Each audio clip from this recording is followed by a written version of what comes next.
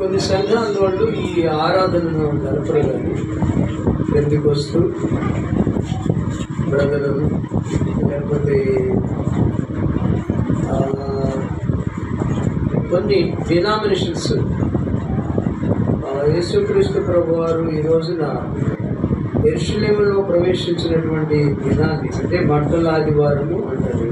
ఏమంటారమ్మా? మట్టల ఆదివారం.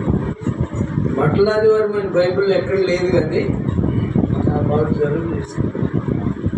మట్టల ఆదివారం అని ఎక్కడ ఉండదు కానీ దానికి ఆ పేరు ఎందుకు వచ్చిందంటే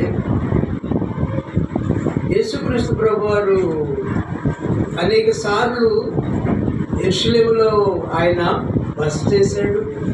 యెరూషలేములో చాలా అద్భుతాలు చేశాడు. యెరూషలేములో ఉన్నటువంటి దేవాలయానికి వచ్చి దేవాలయంలో ఎప్పుడు బోధిస్తూ ఉండేవాడు. దేవుని ధర్మశాస్త్రాన్ని తీసి చదువుతూ వాళ్ళకి దేవుని వాక్యాన్ని అందిస్తూ ఉండేవాడు. యెరూషలేములో ఏముందమ్మా? దేవాలయం ఉంది కదా. ఏముందంట?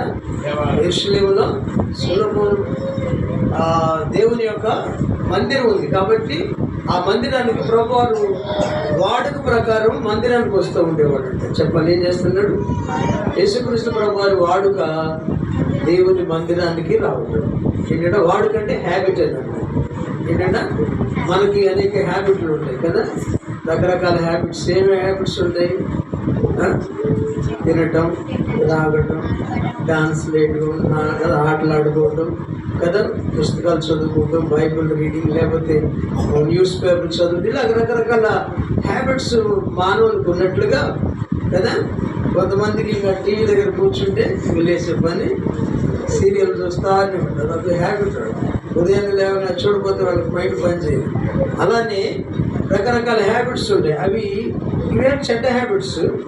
యేసు ప్రభు వారికి ఉన్నటువంటి మంచి హ్యాబిట్ ఏంటంటే, అలవాటు ఏంటంటే దేవుని ఆలయానికి నిత్యము దేవుని ఆలయానికి మనం కూడా దేవుని ఆలయానికి వెళ్ళడానికి మనం తీర్మానం చేసుకోవాలి. ప్రభా, తప్పకుండా నేను మందిరానికి వెళుతాను, ఆలయానికి వెళుతాను, ఆలయానికి వెళ్ళి దేవుని వాక్యం చదువుకుంటాను, ఆలయానికి వెళ్ళి దేవుని ప్రార్థన చేస్తాను, ఆరాధిస్తాను, నేను మొరపెట్టుకుంటాను. ప్రభా, నీ స్వరం వింటానయ్యా అని దేవుని మాట వినటానికి మనం ఆశపడాలి కదా.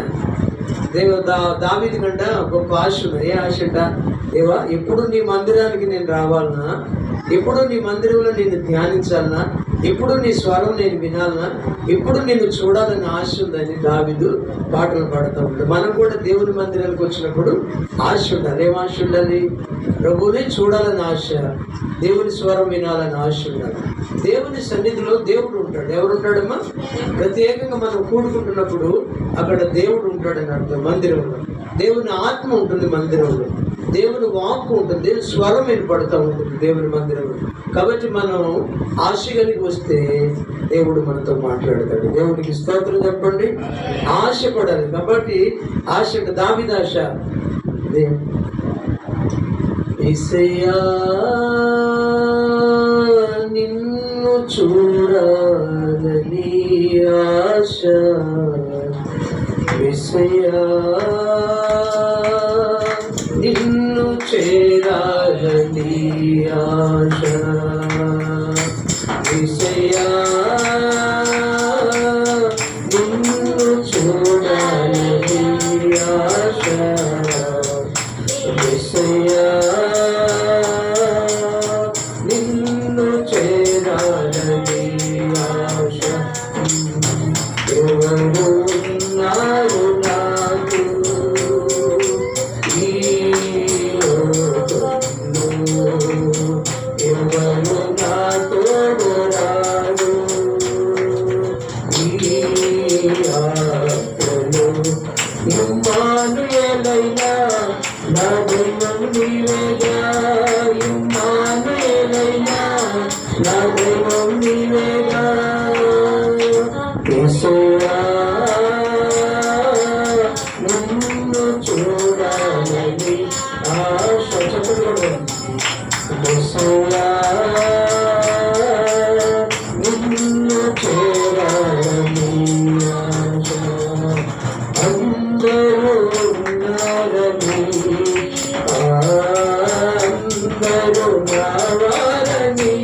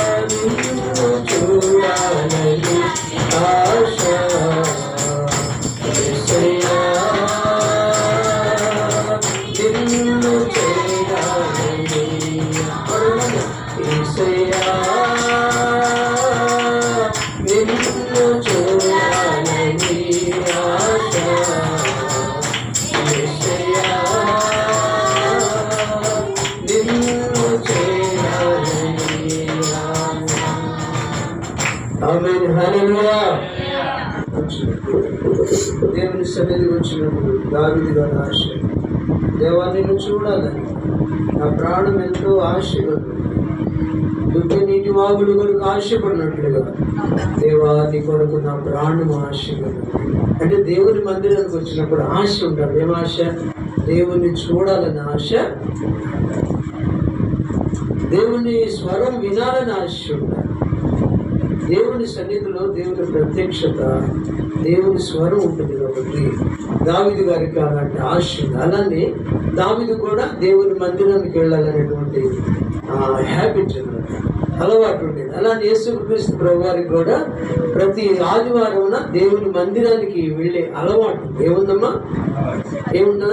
దేవుని మందిరానికి వెళ్ళాలనే ఆశ ఉంది. దేవుని సన్నిధిలో దేవుని స్వరం చదవాలని ఆశ, దేవుని వాక్కు వివరించాలని ఆశ, దేవునిని చూడాలని ఆశ ప్రభువారికి ఉంది. కాబట్టి ఆ దేవుని ఆలయానికి వస్తూ ఉండేవాడు.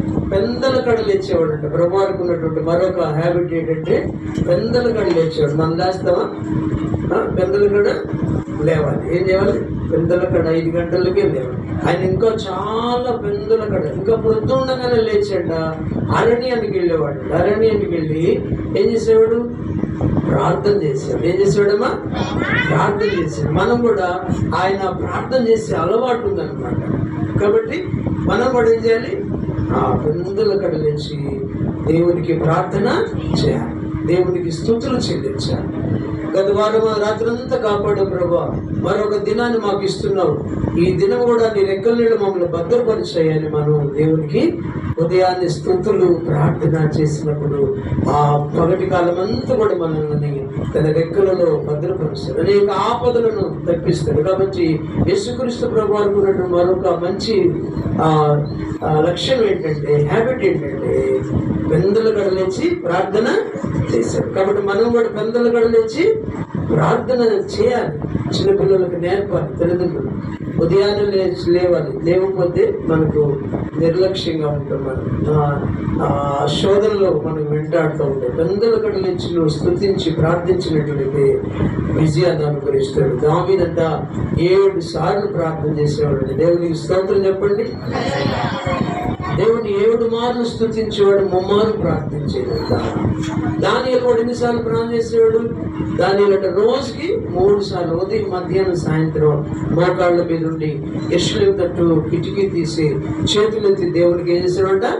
ప్రార్థన చేసేవాడు దానియేలు. అలాగే మనం కూడా ప్రార్థన చేసే అలవాటు అలవర్చుకోవాలి. దేవునికి స్తోత్రం. ప్రార్థన ప్రేయర్ బ్రింగ్స్ విక్టరీ అని ఇంగ్లీష్ సామెత. ప్రార్థన మనకు విజయాన్ని ఇస్తుంది. అన్ని సమస్యలు, వేదనలు, బాధలు, కరువు, కట్టం, కష్టం, నష్టం ఎన్ని మనల్ని చుట్టుముడుతూ ఉంటే ప్రార్థన మనకు వాటన్నిటినీ ఏం చేస్తుందంట? విడిపించేస్తుంది. దేవునికి స్తోత్రం. కాబట్టి అందుకే ప్రభువారు పెందల కళ్ళేసి ప్రార్థన చేశారు. తర్వాత యేసుక్రీస్తు ప్రభువారికి మరొక మంచి హ్యాబిట్ ఏంటంటే ఉదయాన్నే లేవంగా వాక్యం చదువుకునేవాళ్ళు. ఏం చేశారమ్మా? బైబిల్ గ్రంథాన్ని చదివే మనం కూడా బైబిల్ గ్రంథాన్ని చదవాలి. దేవుని స్తోత్రం చెప్పండి. అలాగనే ప్రతి దినం కూడా ఇళ్ళంట దేవుని సువార్త ప్రకటించేవాడంట. దేవుని రాజ్య సువార్త ప్రకటించేవాడంట. మనం కూడా దేవుని యొక్క సువార్త ప్రకటించే బిడ్డలుగా మనం ఉండాలి. ఏం చేయాలంట? దేవుని రాజ్య సువార్తను ప్రకటించాలి. దేవునికి ఒక రాజ్యం ఉన్నదని, ఆ రాజ్యానికి మనం వెళ్ళాలంటే యేసుక్రీస్తు ప్రభువారి మార్గం అని, ఆయన దగ్గరికి వెళ్ళాలంటే నీవు రక్షణ పొందాలని, మనసు మార్చుకోవాలని మనం దేవుని సువార్త ప్రకటించాలి. మనసు మారకపోతే నీవు దేవుని రాజ్యానికి చేరవని సువార్తను అనేకులకు తెలియజేయాలి. యేసుక్రీస్తు ప్రభువారే మనం దేవుడని, ఆయన సృష్టికర్తని, ఆయన మన కోసం ఈ లోకానికి వచ్చి తన ప్రాణం ఇచ్చి రక్షణ ఇచ్చాడని, రక్తం ఇచ్చి మనల్ని కొన్నాడని, ప్రాణం ఇచ్చి మనల్ని కన్నాడని మనం యేసుక్రీస్తు ప్రభువారి యొక్క సువార్తను ప్రకటించాలి. దేవునికి స్తోత్రం చెప్పండి. చెప్పండి హల్లెలూయా. కాబట్టి అలాగా యేసుక్రీస్తు ప్రభువారు 4వ హ్యాబిట్ ఏంటంటే, అలవాటు ఏంటంటే సువార్త. ప్రతి దినం ఆయా గ్రామాలకు వెళ్ళి సువార్తను ప్రకటిస్తూ ఉండేవాడు. 5వది రోగులను స్వస్థపరిచేవాడు. దేవునికి స్తోత్రం. ఎలాంటి వ్యాధిగ్రస్తులు వచ్చిన వారిని బాగు చేస్తూ ఉండేవాడు. కాబట్టి అలాంటి మంచి లక్షణాలు మనం కూడా మన జీవితంలో కలిగి ఉండాలని దేవుని వాక్య భాగంలో చూస్తున్నాం. ప్రియులారా గమనించండి, ఈ రోజున మనం లోకమంతా కూడా ఆచరిస్తూ ఉంది మట్టల ఆదివారం. పామ్ సండే అంటారు ఇంగ్లీష్లో. ఏమంటారు? Palm Sunday. చెప్పండి, పామ్ సండే. తెలుగులోనే మట్టల ఆదివారం అంటారు. ఎందుకు యేసుక్రీస్తు పామ్ సండే అని పేరు వచ్చింది అంటే మట్టల ఆదివారం అంటే అక్కడ ఉన్నట్టు యెరూషలేములో ఉన్నటువంటి అక్కడ ఎక్కువగా ఖర్జూరపు మట్టలు ఉండేవి. ఏమన్నామా? ఖర్జూరపు చెట్లు, ఎక్కువ ఖర్జూర చెట్లు ఉండేవి. ఒలివ చెట్లు, ఖర్జూర చెట్లు ఎక్కువ యెరూషలేములో ఉండేవి అనమాట. అయితే ఏం జరిగిందంట, ఎందుకు మట్టల ఆదివారం అనే పేరు వచ్చిందంటే యేసుక్రీస్తు ప్రభు వారంట ఆయన యెరూషలేములో గాడిదను ఎక్కి వస్తున్నాడండి. ఏం ఎక్కిస్తున్నాడమ్మా? గాడిదను ఎక్కి వస్తా ఉన్నాడు. గాడిదను ఎక్కి వస్తే ఎవరైనా గౌరవిస్తారా? గుర్రాన్ని ఎక్కి వస్తే ఎవరైనా గౌరవిస్తారు, కానీ గాడిదను ఎక్కి వస్తే ఎవరు గౌరవిస్తారు? కానీ చాలా మంది జనసమూహం వచ్చేసారంట. వెంటనే ఆయన వస్తుంటే చాలా మంది జనసమూహం వచ్చేసి, చాలా మంది పిల్లలు వచ్చేసి ఆయనను దావీదు కుమారుడికి జయము, హోసన్నా హోసన్నా అని పాటలు పాడుతూ ఉన్నారంట. పిల్లరా, ఇవన్నీ జరగడానికి గల కారణం ఏంటంటే లేఖనాల్లో నెరవేరు. క్రీస్తుకు పూర్వమే జకర్యా భక్తులు ప్రవచించాడంట. ఏమని ప్రవచించాడు? మనం చదువుకున్నాం అది ఇందాక. ఏమన్నాడు జకర్యా గ్రంథంలో? ఇదిగో నీ రాజు నీతిపరుడును సాత్వికుడై నీ దగ్గరికి భారవాహన పిల్లలకి నీ యొద్దకు యెరూషలేమా నీ దగ్గరకు వస్తున్నాడు. జకర్యా గ్రంథం 9వ అధ్యాయము. జకర్యా గ్రంథం 9వ అధ్యాయం 9వ వచనం, 781వ పేజ్. సియోను నివాసులారా బహుగా సంతోషించుడి. చదువుతారా? యెరూషలేము నివాసులారా ఉల్లాసముగా ఉండుడి. నీ రాజు నీతిపరుడును రక్షణ గలవాడును దీనుడై గాడిద పిల్లనికి నీ యొద్దకు వచ్చుచున్నాడు. దేవునికి మహిమ కలుగును గాక. చెప్పండి హల్లెలూయా. ఎందుకు యేసుక్రీస్తు ప్రభువు గాడిదనికి వస్తున్నారంటే క్రీస్తుకు పూర్వమట 600 క్రీస్తు పూర్వం యేసుక్రీస్తు ప్రభు రాకమునిపే 630 సంవత్సరాల క్రితమే జకర్యా అనేటువంటి ప్రవక్త గారు ప్రవచిస్తున్నాడు. ఏమని? నీ దగ్గరికి ఓ యెరూషలేమా, ఓ సియోను నివాసులారా, అదే యెరూషలేము నివాసులారా, మీరు సంతోషించండి, మీరు గంతులు వేయండి, ఉల్లాసంగా ఉండండి.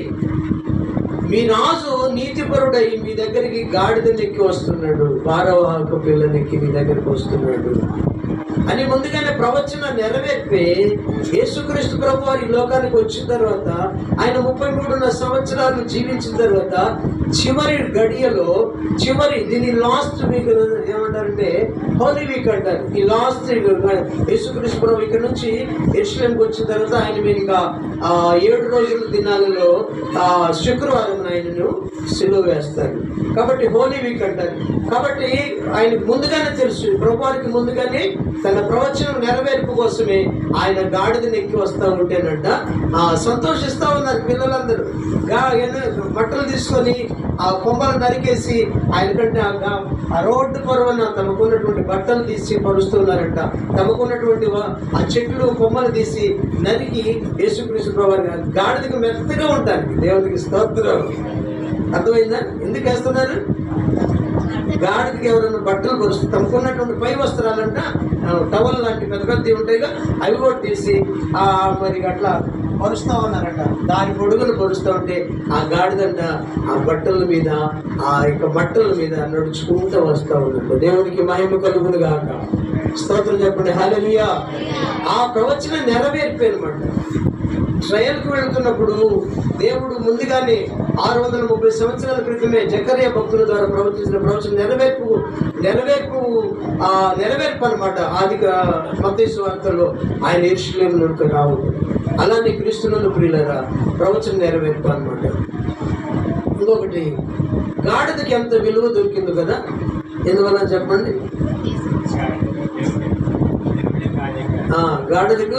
గాడిద అంటారు. మనుషులు పిల్లలు మాట పోతారు గాడిద అంటారు, అంటే తీసేస్తారు అనమాట. కానీ గాడిదకి ఏం చేస్తున్నా బట్టలు పరిచారంట మెత్తగా ఉండడానికి కారణం ఏంటంటే గాడిద మీద ఎవరున్నారు? యేసుక్రీస్తు ప్రభు వారు కూర్చున్నారు. దేవునికి స్తోత్రం. కాబట్టి గాడిదకి విలువ వచ్చిన అలానే మనం కూడా ఈ లోకంలో విలువ రావాలంటే యేసు ప్రభు వారు మనలో ఉండాలి, మనతో ఉండాలి. దేవునికి మహిమ కలుగును గాక. ఆయనతో నీతో ఉన్నప్పుడే నీకు విలువ. ఎందుకంటే ఆయన వస్తే, నీలోనికి వస్తే నీ మనసు మారిపోతుంది, నీ హృదయం మారిపోతుంది, నీ తలంపులు మారిపోతుంది, నీ క్రియలు మారిపోతాయి. అప్పుడు నీకు విలువ, లోకం విలువిస్తుంది. అదే తాగుబోతుగా తిరుగుతున్నావు అనుకోండి,